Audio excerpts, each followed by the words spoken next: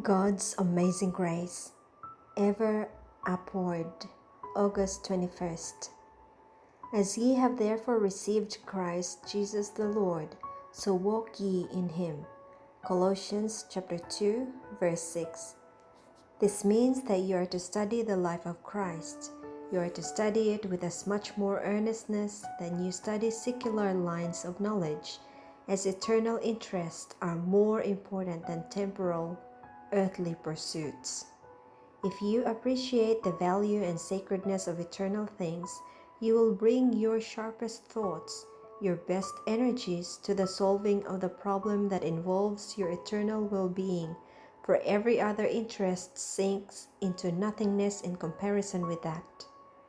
You have the pattern, Christ Jesus. Walk in his footsteps. Add to your faith virtue. 2 Peter 1 verse 5. There is no promise given to the one who is retrograding.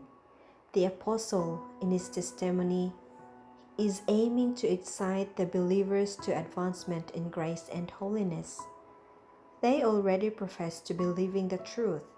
They have a knowledge of the precious faith.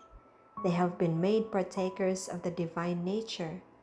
But if they stop here, they will lose the grace they have received.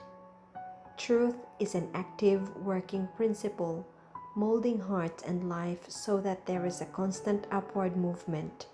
In every step of climbing, the will is obtaining a new spring of action. The moral tone is becoming more like the mind and character of Christ.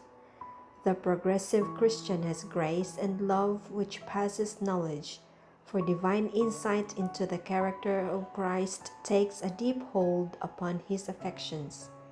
The glory of the Lord revealed above the ladder can only be appreciated by the progressive climber, who is ever attracted higher to nobler aims which Christ reveals. The steps upward to heaven must be taken one at a time. Every advanced step strengthens us for the next.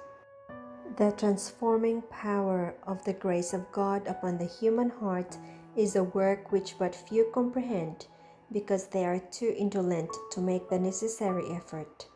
It is beyond the power of man to conceive the high and noble attainments that are within his reach, if he will combine human effort with the grace of God, who is the source of all wisdom and power.